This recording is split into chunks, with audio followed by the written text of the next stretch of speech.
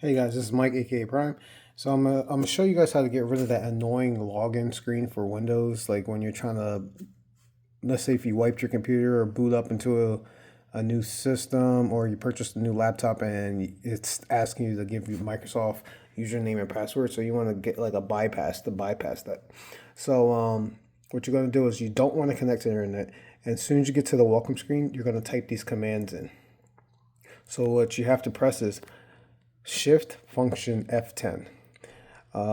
Either Shift F10 or Function Shift F10. And once you do that, you'll get this command screen here. Once you get this command screen, you're going to type this command in. Ready? It's going to be OOBE/bypass NRO. Sorry. Just like this right here on the screen. And then once you get that, you'll hit enter. Yeah, so after you hit enter, it'll start doing this. Just a moment.